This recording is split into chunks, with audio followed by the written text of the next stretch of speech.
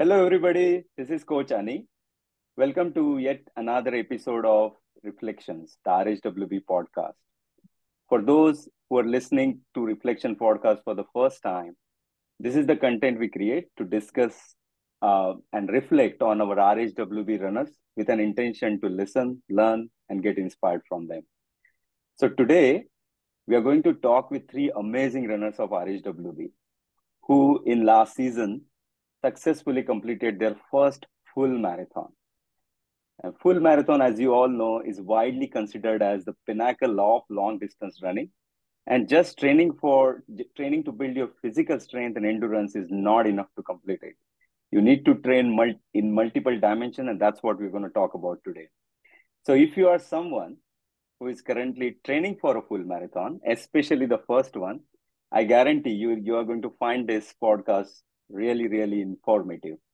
And if you are someone who is not training for full marathon, but thinking about it on the fence, please do listen in. The stories are going to inspire you.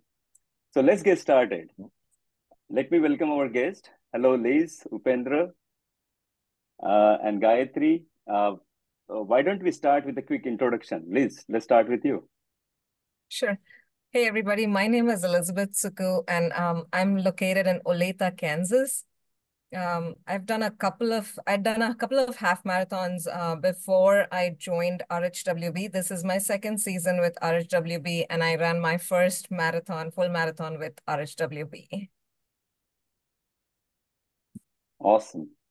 Upendra? Hi. Yeah, I'm Upendra Rao from Dallas. I've done, I think, around 16 half marathons, and I took a courage to try a full marathon last year. And RHBW, when I joined, right, they made sure I finished my full marathon. And this is my second season with RHWB. So we are going to talk more about how it went. All right. Gayatri. All right. Hi. My name is Gayatri Suba. I go by Suba also. And I'm from Dallas, Texas. This is my second season with RHWB. I had done about 4 half marathons kind of sporadically over the last 5 years without any proper training. This is my second season, and last season I finished my first full marathon with RHWB. Awesome. Welcome to the podcast. By the way, Gayatri, you missed a critical information that you are a doctor. Yes, right? I am. I sure am. Yes, and yeah, I really don't have any other skills other than I'm just a doctor. So I figured, hey, why not try to run a full marathon? So yeah, that was fun. Well, doctor running a full marathon is definitely inspirational. And Upendra, I was there witnessing your first full marathon, and I think Yes. a lot of people in RHWB is aware that, I think you are the first person who danced on Natu Natu after finishing Yes. the full marathon, and everybody remembers this. Yeah, it was. I never thought I'm going to finish the full marathon. Once it's done, I was so energized. I seeing the coach Bala, right? My coach is Bala. I said, you know what? It's an instant. I said, let's have some steps, right? And I started dancing. Everyone was surprised, but it was good ending. It was No, good ending. amazing. Amazing, simply amazing. Yep. So let me ask you the first question, which I think a lot of full marathoners get asked. 42 kilometers, 26 miles. That's what full marathon is. So what in the world motivated you to run the long distance like full marathon, Liz? I think for me it was like a natural progression. I did 3 half marathons before the full marathon, and even though I wanted to do a full marathon, it was kind of like I trained for the half marathons by myself, and I used to end up with migraines every time after I ran those. So I was like, I can't do this. I really wanted to do it, but I couldn't do it without proper training. I knew that. So then that's how I happened to meet my husband's coworker who was with RHWB, and he was like, oh, you need to join RHWB and then you can do this. So that's kind of what, what I wanted to do it. And then, when I got the right tool set to do it, I was like, okay, I can do this. Awesome. What was your motivation, Upendra? Well, the way it started is like 5 years ago. We were in Scotland and we were trying to hike Arthur's Chair. Something called Arthur's Chair. It's a hill you climb up. From there you can see the whole Scotland. So I guess they call it Arthur's Chair. We were not able to do it.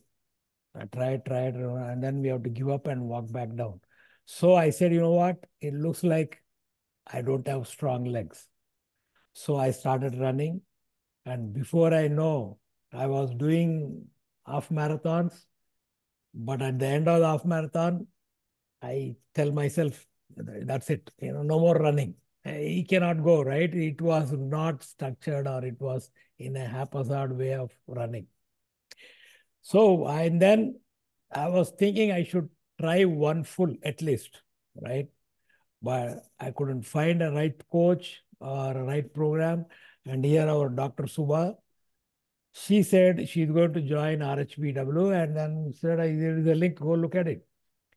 I looked at it and I realized a bunch of kids running a website, right? It's like they are also young coaches and they talk about it. I said, hey, is this really they are going to get you where you want to go?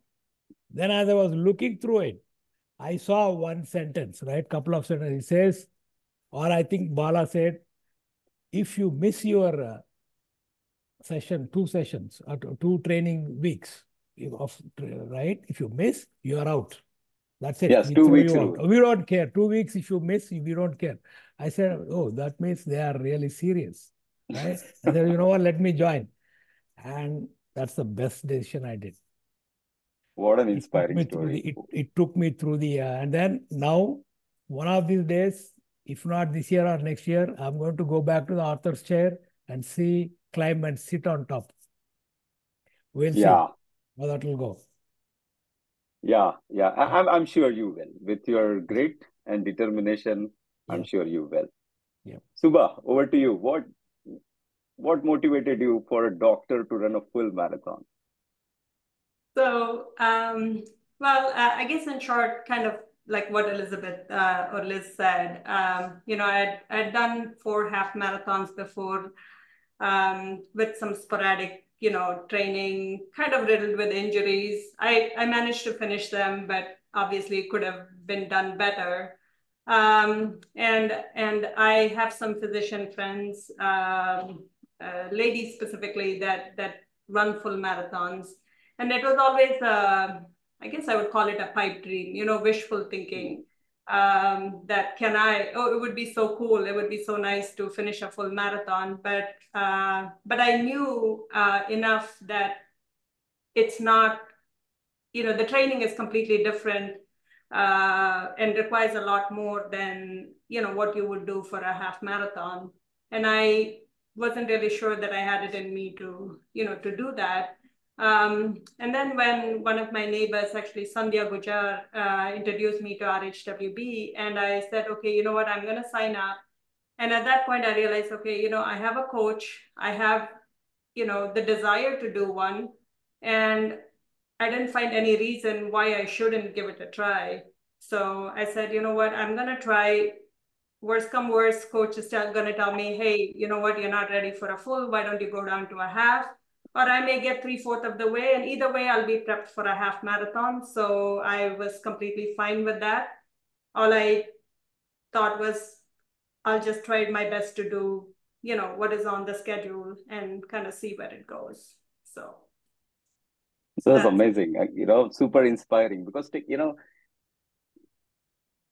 mentally preparing that, hey, I want to do a full marathon is it's itself a challenging, right? So it's amazing to see you guys took up that challenge, and not only took up that challenge, successfully finished it.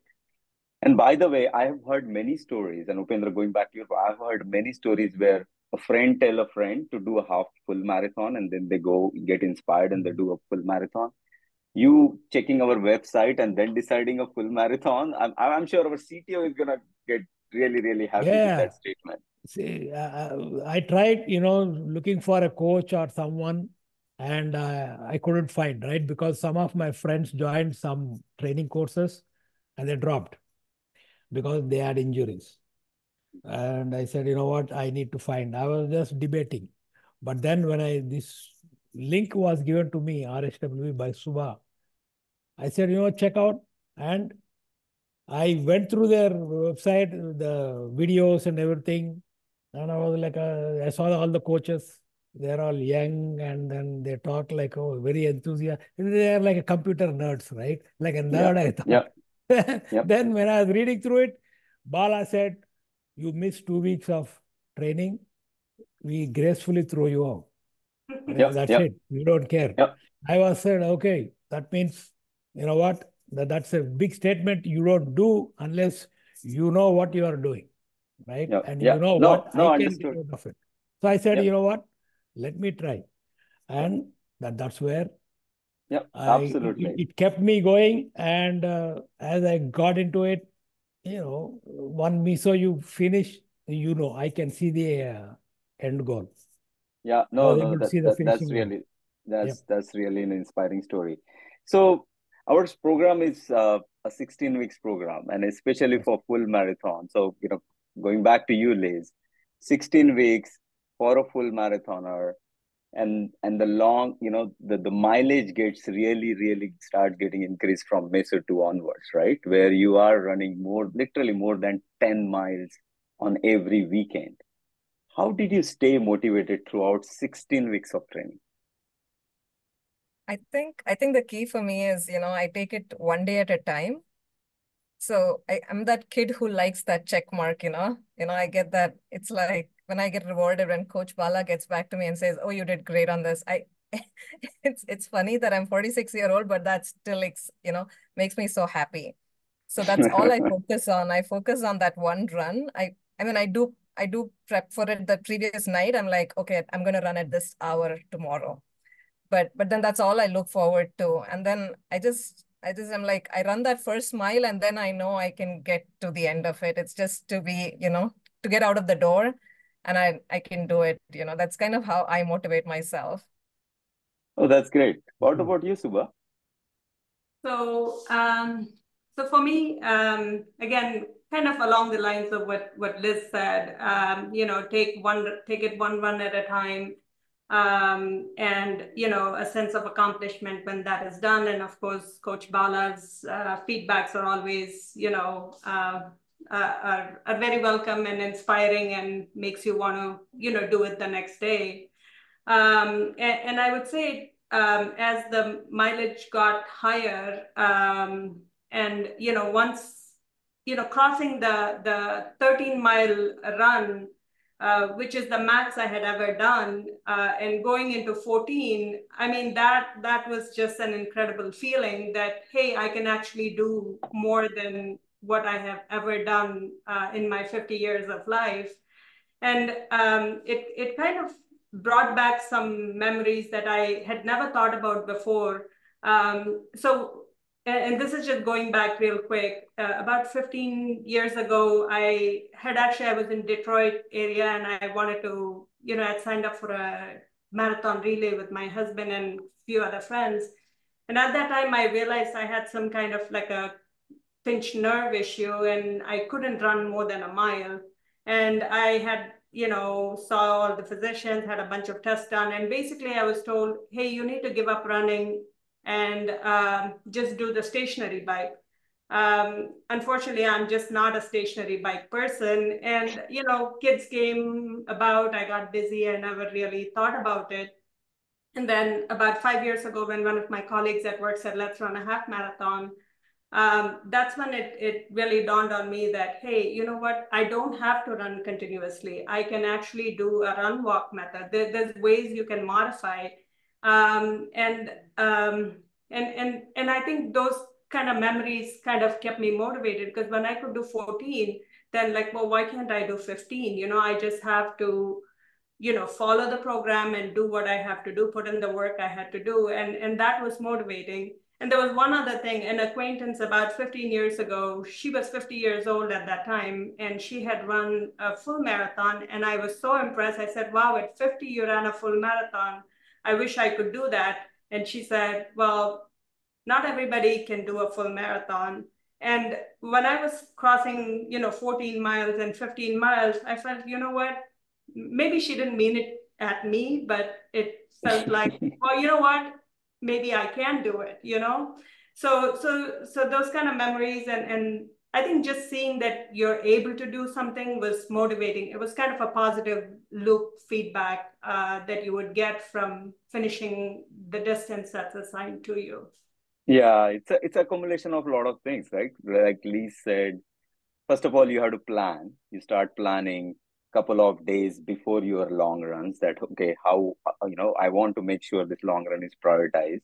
And then you do it to successfully do it. You look forward to your coach's comment because, you have this sense of achievement. And that's when if coach is commenting on your run, seeing that comment, whatever long, short that is, that kind of gives you a confidence and assurance that, hey, you can do it. And as you cross each mile, like, first time, as you said, Suba, 13 miles. That's a mental barrier once you complete a half marathon. And then you go to 15 miles and then you break another barrier and say, hey, I can do 15.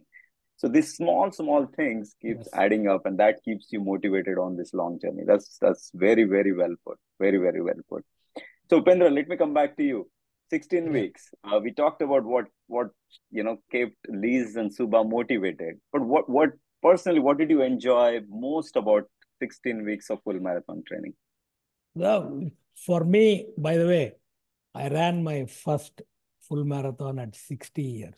Okay, Suba, you can do it. Okay, age is just a number. Okay, Age is so just a I number. did Well last said. year. Last year I was 60. I didn't realize. I never was thinking, but I did it. Right. So don't worry about your age or anything. It's just a number. All you need is you need to have motivation, and you need a right program and a right team. Right. RHWB is the right one where they can make you do it. Doesn't matter what age you are. Right. So keeping the way I look at the 16-week was, right. So I saw the rewards after every week. You see, you are becoming better. You are getting healthier. Your muscles are getting strong.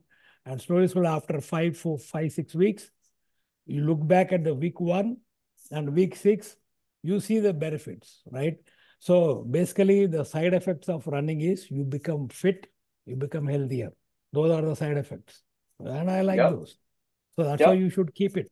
So It's called power that's of what, repetition. Yeah, sorry. Go yeah, ahead. no. I'm going to saying it right. So it will make you more fit, more healthier, and it gives you more bragging rights. So every week I finish, I brag about it with my friends, and now they are all tired. When they see me, they say, "Oh man, he's going to talk about Don't worry his about it. running and all that." I said, "Hey, I earned the rights."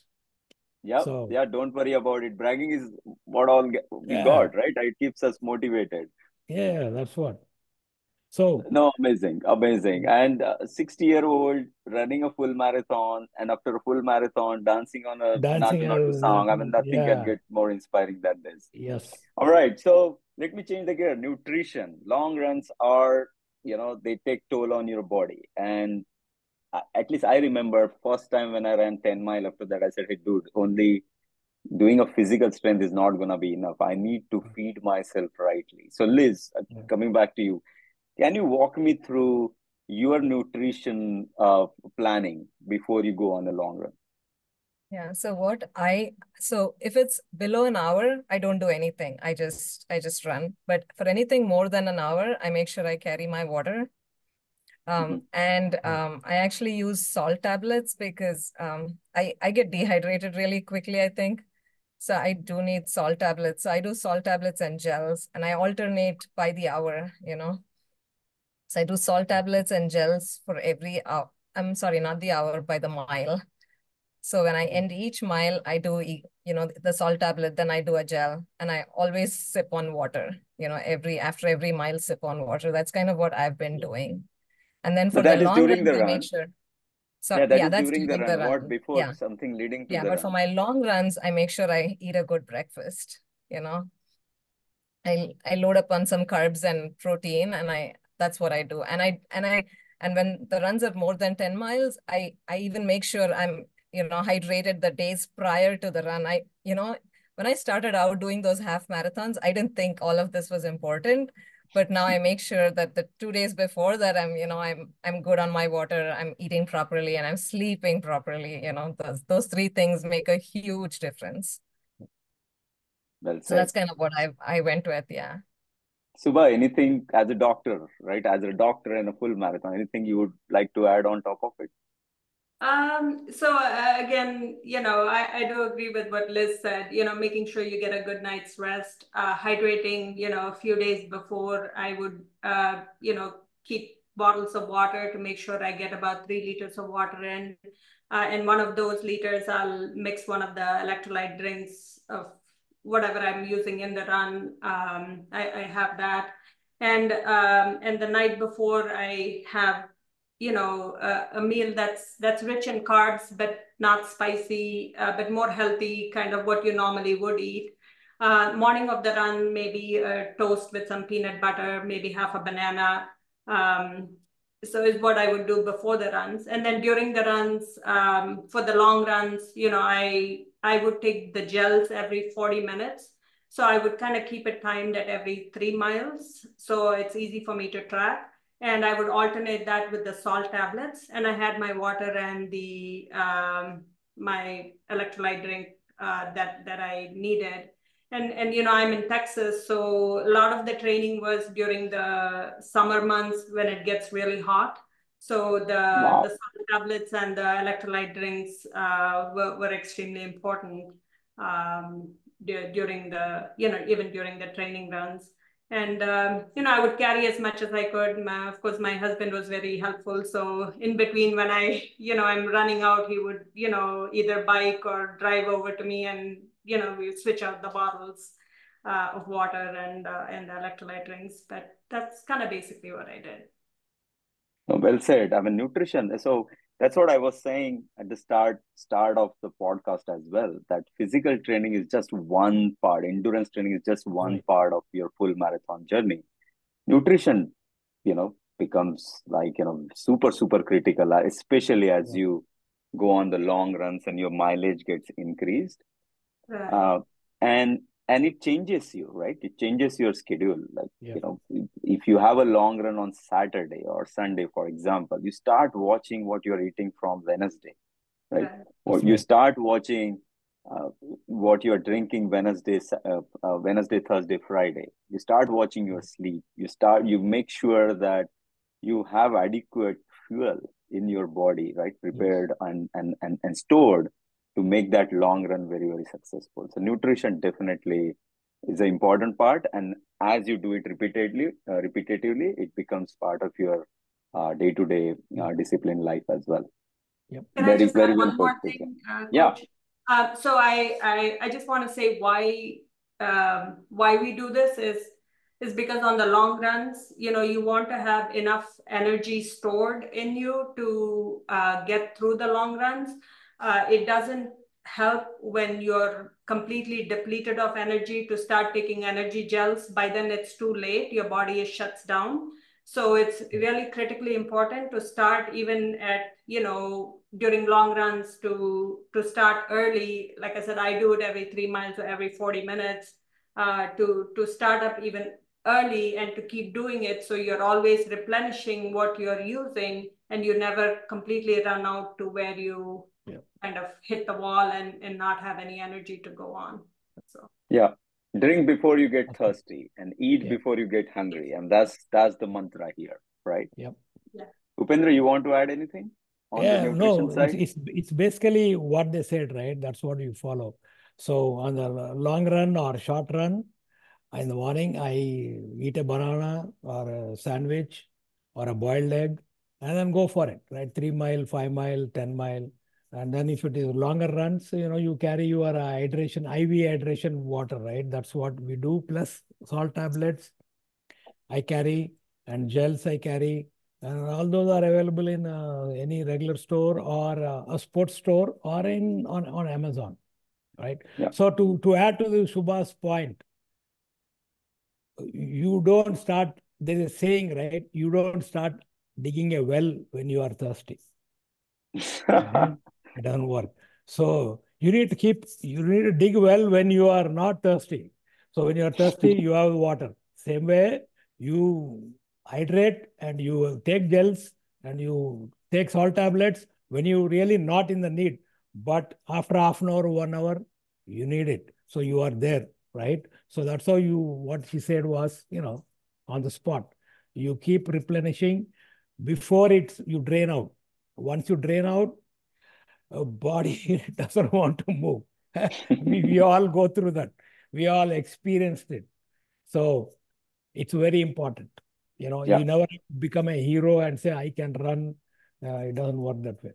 So no Yeah, pain, that's what they called, doesn't that's work. what they call as hitting a wall. When Yeah. you mentally you want to go ahead, but body Body is absolutely there. does not have any glycogen, anything stored, anything left Right. in the glycogen store. Your Right. electrolytes are down. So Right. mentally you want to go ahead, but your body Right. is just not moving. And you Yes. will see this in So lot of races, major races now yeah, happening with the add runners. to quickly add here, you guys have to join RHPW and then listen to the podcast. There you will get all finer details, which tells you whatever we are talking, right? We are talking very high level, you know. You will Yeah. get more finer details there, and it will take you to the finishing line. Yeah. Yep. So again, going back 16 weeks, lot of long runs, and injuries will happen, right? I mean, I have not met a runner who said, I have done all the training injury free, at least not till now. So any advice on how to avoid injury, Suba? So I think uh, I think the basic of this is, weak muscles and tight muscles get injured. So strength training is critically important, in your program. So whatever strength training you have assigned to you, make sure you do that diligently, including the core exercises, because core strength is also extremely important in running. And not to take that lightly, not just focus on the running part, but to give equal importance to the strength training part, and as well as the stretching, and however you want to do your stretching, yoga. I would do the stretching, the dynamic stretches before the runs, and the post run cool down stretches. But a couple times a week, I followed like a YouTube video for yoga stretching for runners, which I found extremely helpful. Goes into deep stretches. So I think that's extremely important. So you don't have tight muscles, because tight muscles and weak muscles get injured. So I think that's one of the key to to preventing injuries. And of course, any part of your body that hurts, that you feel is kind of weaker, after your runs, to immediately ice it, whether it's hurting or not. Icing I find is incredibly helpful. I bought multiple ice packs that are in different parts of my legs that I use. I found those extremely helpful. And if you do feel like you're getting an injury, the important thing is to recognize it early, not ignore it and think you're being brave and push through it. I'm not talking about the minor aches and pains, but really, if you truly have an injury, to recognize that early, stop, rest, ice, let it heal, and then slowly get back into it, which the coaches are just awesome in guiding you through those. Very well said. Very well said. Upendra, do you have any suggestions Yeah, to avoid injuries? whatever Dr. Subha said, right? She stole my thunder, right? I should say. I'm No, just no, kidding. No, absolutely, I'm saying absolutely right. whatever she said was all spot on. But the way I look at it, right? To add more to it, you for any work to be done, you need the right tools, right? Like you are building a house or you are building a deck or you are doing an operation, right? So you need the right tools. Same way for running, you need the right tools. That means you should have the right shoes, right? Shoe should be half size or one size bigger than your normal shoe, because in the long runs, when you go 3-4 hours, your feet will expand.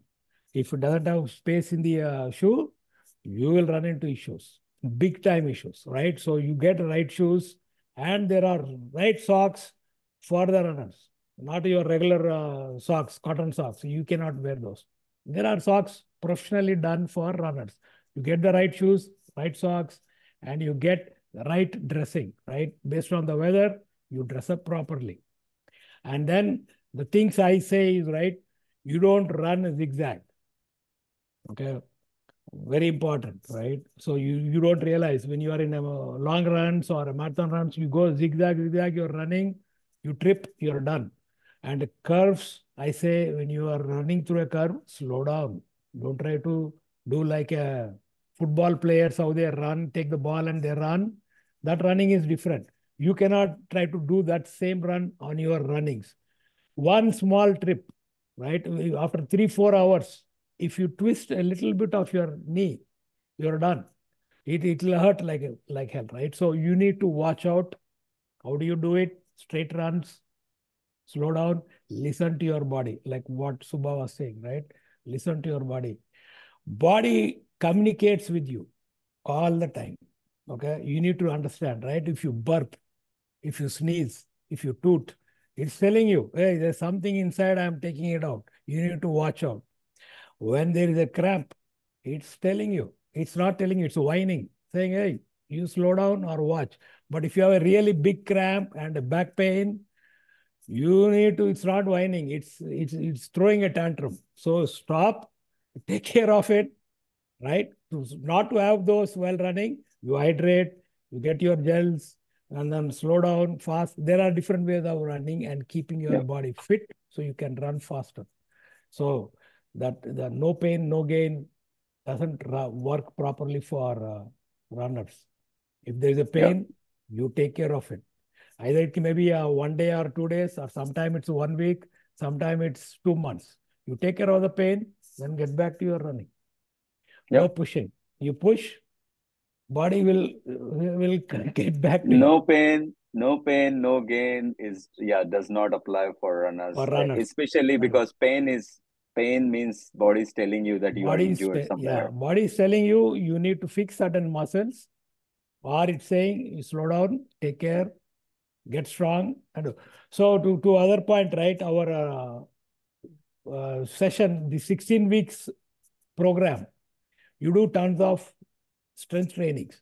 I have figured out, I was just going through it, 16 weeks. I think I did more than 50 different strength training exercises. That's what your 16-week makes you do. If you guys go through it, more than 50 different exercises, strength training exercises, I did in the 16 weeks. I mean, you guys can go count, you will see. So many different ones.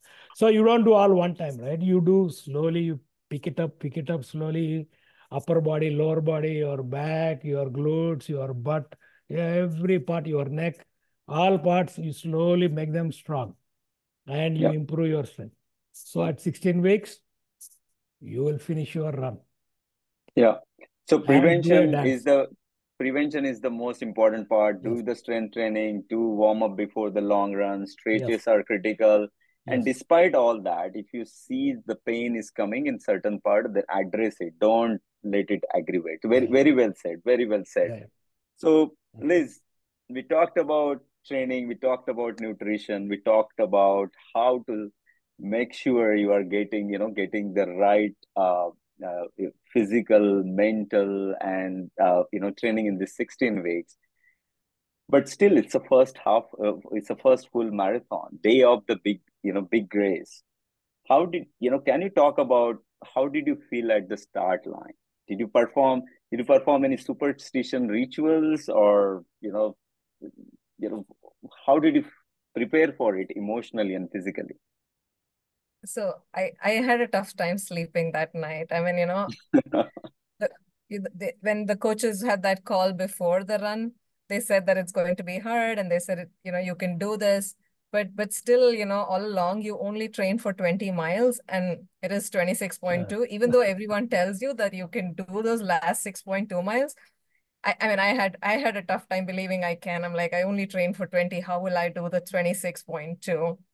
And then the other thing was I ran the Kansas City marathon, and they won't record you if you don't finish it within 6 hours. So all along I was like, I prepped for, all this time, and what if I don't finish it in 6 hours? What if I don't get recorded? And then I kept telling myself it's okay, but then, I was still, what if I don't? What if I don't make it? And then I followed everything that the coaches, told us during the call. I, I set up a Garmin workout as to how I wanted to progress during those 26.2. But when I got to the start line, I completely chickened out. I was so stressed. I was like, I don't know if I can do this. And then I saw Pacer. And then I asked the lady next to me, I was like, what do those numbers mean? I'd never paid attention, even though I ran this Kansas City marathon, half marathon 3 times. I never paid attention to those numbers. And then she's like, oh, this is their timing. And then I saw this guy who had a pacing of 5:15. And I was like, okay, that's kind of where I think I will be. And at that minute, I changed my mind and I was like, okay, I'm just going to stay with him. I don't know if I can do this otherwise. And then I completely changed my plan there last minute. So I'm not that ideal runner really, because I changed, but then I still stuck with him. And I was like, I'm not going to, I was like, I'm going to stay 5 steps within him. My entire goal during that run was to stay within 5 steps within him. And that's what I did, because it really worked out for me, because his plan was to run 3 minutes and then walk a minute. So yeah, I can't say I breezed through it, but I really didn't hit the wall when I just, followed him. So that's kind of what I did. Now that I know I can do this, maybe I'll, stick to my workout the next time. Amazing story and good idea Yeah. to go with a pacer, Liz. And on your first full marathon, okay, let somebody decide what my pace should be, and I'm just gonna focus on running the course. Suba, how about you? How was how first of all, how did you prepare before mentally and physically for that race day? So, so I think some of it, the nutrition part and all that we've already touched upon. But as far as the mental preparation for the full marathon goes, I think you do need a little bit of planning. One is know your course. Look at, see where, how the course is, what where you're going to hit elevations, where you may struggle, and things like that. It's helpful to know, kind of mentally prepare yourself for those. And in the BMW, the Dallas marathon race, we run around the lake, and then when we come out of the lake at about between, I think, 18 to 21 miles, there is a hill which is actually pretty steep. And so just knowing that's going to come helps you mentally prepare. And also, I've heard, people train, follow the training and do all that. But if you don't execute your run on the day of the race, then there's a high chance of, not being able to complete. So I think, and this is something that the coaches always tell us, don't, when you're there at the start line, the adrenaline rush is there. You want to take off with the crowd, go really fast. You may end up going faster than you wanted to. So I was very, conscious of that. I wanted to make sure I knew, and just like Liz said, I had the same problem. I kept asking Coach Bala, I'm like, I don't think I can finish it within that. Even if I finish the race, I don't think I can finish it within the course limit. And he's like, no, it's fine. It doesn't matter, whatever it is, just go ahead and do it. So I kind of had an idea of what, on an average, my pace should be to be able to finish it within the course limit. So I decided I was just going to kind of follow that. I'm not going to worry about anybody around me. If they're going fast or slow or what they're doing, I have a plan, and I'm just going to stick to it and not worry about others. And it was funny, actually, during the race, when I was going slow, everybody around me, I see their bibs, they're all half marathoners. nobody, I don't see a single full marathon person that's running at my pace. So I'm thinking, okay, guess they must all be in front of me. I don't see a single person. And I know that when half marathon and full marathon is split at around 8 to 9 mile mark, and I knew when that split came that I was going to be alone, and I was alone because there were two people really kind of far ahead in front of me, but I could see no other full marathoners. And I was actually seeing people like going around the lake and coming back at that time. But I think kind of just sticking to your plan, not worrying about, hey, who's there, who's not there, am I behind? As long as you're doing your pace, you're going to finish on time. So that's what I did. I just kind of stuck to my pace. I didn't worry about who's around me. And interestingly, at about 13, 14 miles, I started to see a lot of the full marathoners, probably the ones that took off too fast, and then they couldn't keep up the pace. They were starting to walk. And I slowly started overtaking, several of those people.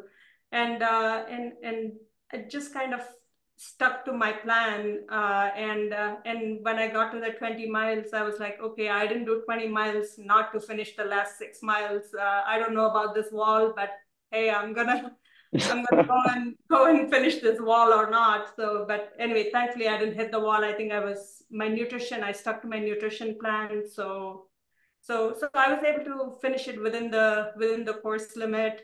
No major injuries, and I finished with a smile on my face, and my eyeliner was intact. I mean, couldn't ask for more. So No, amazing story, Suba. Uh, so, you know, full marathon, you get a lot of time, to experience what full marathon is. You have a lot of time on the trail. Um, First is the anxiety period, then you kind of settle in, then you have a lot of runners around you motivating you. That gives you a lot of motivation. So you go through different phases in full marathon. What was Upendra, if I have to ask you as you look back, I know you did a RHWB race here in New Jersey. Do you have any race day experience which is really, really memorable for you? Yeah. So for me, right, I don't know the course. Okay. I have no idea where I'm going to run, right? And I'm in a new city and I have to travel there, right? It's not as in your backyard or in your downtown. So you know the course. Sometimes you can go run in the course, wherever it is, part of it, and then get prepared for it, right? So that's all not there. For me, I went there on Friday, right? So I stayed with my friend, and he was like a 40 or 50 minutes away from where Race the course. race is going to start, right? And it is in the morning, 6 o'clock. So my friend has to get up at 5, right? At 5, we have to start, and then he has to take me. So the day before, I was trying to stay calm, right? Eat well and relax. I don't know whether I relaxed or not. I got up at 3 a.m. in the morning, right? I hope I slept. I think I slept. Maybe I did. So 3 a.m. I was getting ready. I know 5 o'clock we are going to go. I gave 2 hours before, right? So the rest day, normally you will have the jitters or the excitement. But certain things, if you know, that's good, like your course or where it is, here everything is blank, right? How far it is, I don't know. My friend has to drive me. Hopefully he knows the way and he can drive me there, right? And it is cold. It's in 30s, low 30s the weather. So I have to bundle up, wear gloves, wear hood, layer up, wear tights, and then I go there to the starting point. This is RHWB1, right? So like a 3 or 4. Yep. Everyone is going to come for 5K, 10K. They come at 7, 8 o'clock. Mine is at 6 o'clock because it's full marathon. And they said, that's one thing, right? They pick certain courses and it's not easy one. They don't go easy on you. I thought they'll go easy on me because I'm in the team. I'm a member. They give me a flat course. Say, hey, go run, okay, you finished it. No. He said, see that up and down hilly 4-mile road, run there 4 times. I said, oh, come on. So by the time when I started my first mile, Garmin, you can check your heartbeat and all, right? My heartbeat was at 180. Wow. It never went 180. And I started running, and I was like looking at it. I have the, it's there in the Garmin. I was like, come on, if it is 180 at mile 1, am I going to finish the race? I can't even go 3 miles or 4 miles. I cannot run at 180. That's way above my limit. And I was running, I was wondering what to do and all. After 1 mile, right, it came down to 140. So I felt, okay, this is the jitters of doing your full marathon first time. So that excitement, that adrenaline, it pumped me up. I was running slow, I was doing, and then the slope came, I went down the 1 mile, it came to 140, I was happy. So that gave me a little bit confidence. Of course, there was a pacer with me. I didn't tell him it's 180. Maybe he would have said stop.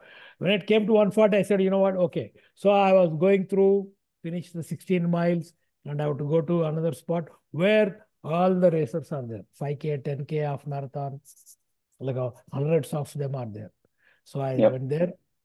By the time I went, it was 18 miles. So, and I was hitting the wall, right? 18, 9, 20, like they say, right? You are preparing for the last 6 miles. Your 20-mile run, like you said, Liz, is not run. Your last 6 miles is a run. That's where your preparation is for. And I said, when I came to that last 6 miles, there is no preparation. I'm like, come on, it's done. And I was hitting road. So I had gels, tablets, everything. And the body is like, come on, you cannot run anymore. And I was, so what do I do now? Right? 6 miles, I have to finish. So I stopped. And then at the time, my pacer was with me for some time. And he was helping everyone. And he came back to me. And he is the one, because of him, right? Like, Liz, you took care of, you went with the pacer. I say, that's what you need to do. That's what I'm going to do this time also. Next, my full marathon. The pacer was with me and he built my confidence. And he said, you know what? You want to walk? We will walk. No running. Let's walk. We walked a little bit. I said, then he asked me, how did I take gels? How did I take? When did I take? So his advice was, oh, when you are in the last phase of the running, right? Last 6 miles or 7 miles, you don't take, initially it was every 40 minutes, I was taking a gel or having a salt tablet, right? Every 40 minutes, like 4 miles, I was doing that. He said in the last 6 miles, you do it at 20 minutes. You don't wait for 40 minutes because you are already depleted. Your body is already taken out a lot of salts and tablets, right? So I didn't do that. That's what slowed me down. And then he was with me and he was checking my heart rate. He's asking, what is your heart rate? How you are feeling? He's looking at the time. My pacer is the one who runs at what, 5 or 6 miles, 6 Do you, minutes. do you, do you remember his name? Yeah, Abhishek. Oh, Abhishek Sinha. All right. Abhishek Okay. Sinha. He runs like 6 minutes or 7 minutes, right? Yep, With me, yep, it's like, for him, it's like crawling, right? He has to crawl with me. He's holding himself back. I said, he would have pushed me to run, but he said no. He went with what I felt, and he knows what I'm going to exactly. He took away my belt, right? That's what the pacer do. He took away my belt, take out the weight, right? Said, I'll carry your water bottle, I'll carry your belt. You just walk, get relaxed. Then he saw after a few minutes, 10, 15 minutes, everything is calm. He said, give me the belt back. And then slowly he said, you know what? If you do what I tell you, right, you will finish within the time, right? You want to do it. And he, for one condition, I should not look at my Garmin. I should not look at how much I'm running, what is my heartbeat. Don't do that. All I tell you, run, you run. I say walk, you walk. You do that, you will finish it. So he made me do that banking, right? Or banking or fartlek, there are different types of runnings. So he made me run quarter mile, walk 0.1 mile, quarter mile, slowly. And then by the time I had enough salt tablets, and it's coming back, right? The energy is coming back. And when I finished, I was so energized. Awesome, man. And I Awesome. was dancing. You guys have no idea. Oh, wow. I was doing not You, to dance. Oh, that needs strong the legs. way you explained it, I literally got the entire picture in front of me Yeah, from the I'm telling you, RHW the race. It pacer, was yeah, really good. the pacer, Thanks to I say, Abhishek. right. Thanks to Abhishek. And it was well spent time with him. We connected well. And this season, I'm doing a full marathon. It's the next 2 weeks, right? And the pacer there is Abhishek. He signed up with the city. So he's there for me again. Yeah. Let's see this time how he'll do. I'll tell, Yeah. hey, I update. I said, you know what?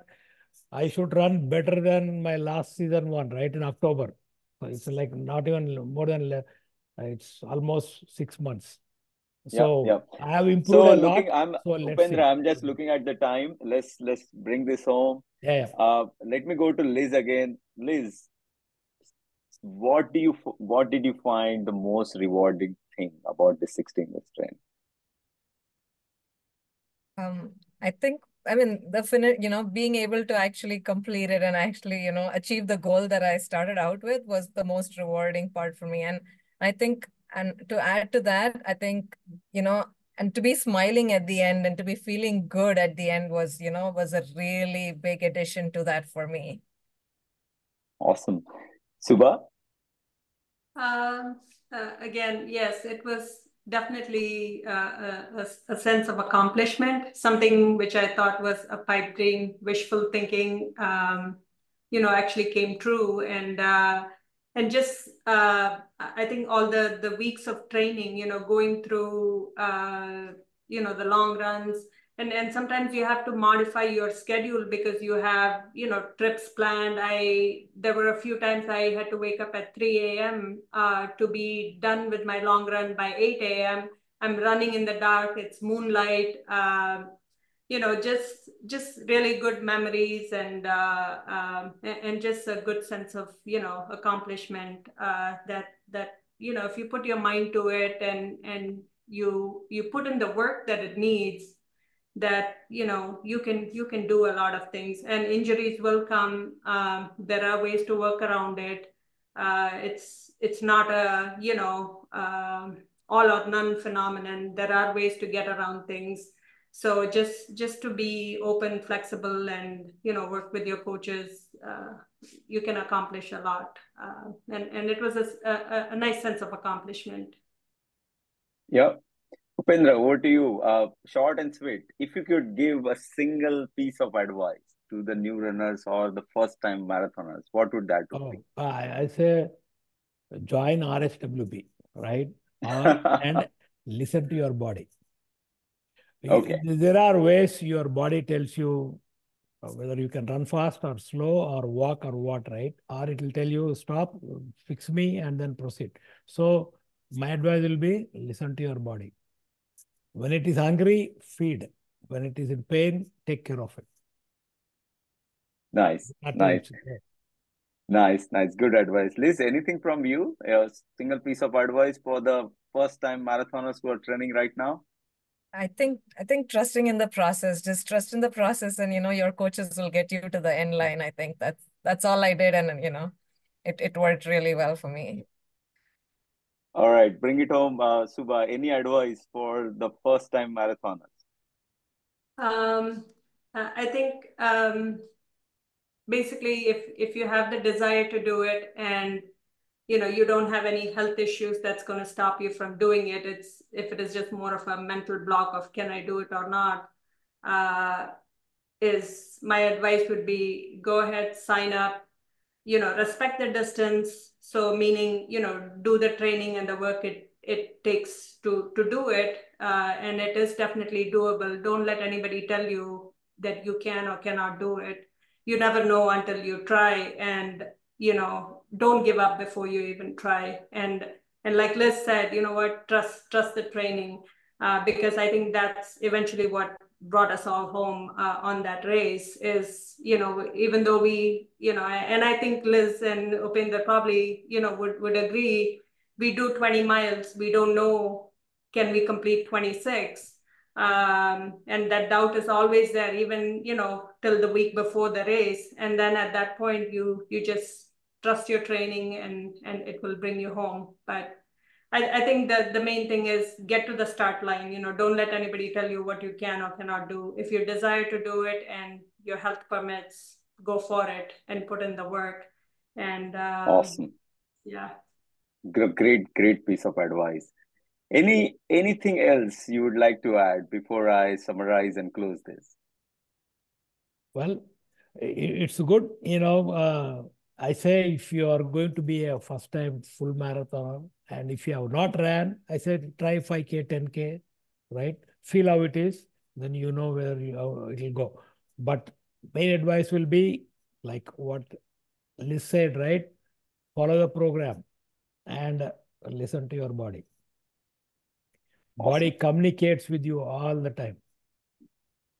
And I think Anything? one other thing that I believe was probably said in one of the podcasts. I think Coach Bala's coach said that is the why. Why do you want to do it? Is a big reason. It's a big motivator. And when you feel like you can't get through something, that why, remembering that why really helps you get past any kind of mental obstacles. So I think it's important to know the why. Why are you doing this? Why did you want to do this in the first place? To kind of put things in perspective and get through things. Well said. Yeah. No, well said. So look, full marathon, as I said, is a different ball game, right? It's a multi-hour. I say it's a multi-hour test of human resilience, right? But as we say in RHWB, it's a journey. You need to enjoy more than the destination, right? The 16 weeks of your training journey, it's going to teach you a lot of things which you can apply in life, right? Especially for full marathoner, it's not about physical endurance. It's mental, emotional, watching your diet, watching your nutrition, making sure you're sleeping well, your stress levels are low. It's a multi-dimensional training one has to go through to successfully complete a full marathon. So marathon is, way more than just running a 42-kilometer long race in one day. Uh, uh, you are training it, it's going to change you. It's going to prepare, you are going to bring a lot of changes in your lifestyle, which will stay with you post marathon as well. And my last thought, and I'm sure all of this you experienced, is once you finish a full marathon, I mean, you don't come out of the marathon as a same person. Something changes in you, right? You become a better person. You become a more determined, disciplined person. You get that sense of achievement. So you always, when you finish your full marathon, you come out of it as a different person, and that's the best part of full marathon. At least I love. Will you guys agree? Yes. Yeah, absolutely. Absolutely. Yes, you'll come out fitter and lighter. Fitter and lighter. Yeah, I like it. So once again, Liz, Upendra, Suba, thank you so much for your time. I'm sure this podcast, our runners are gonna love it. They're gonna find it very informative. Thank you for giving back. Thank you for your time, and have a good night. Okay. Thank you. Thank you. Good night. you. Take care. Bye.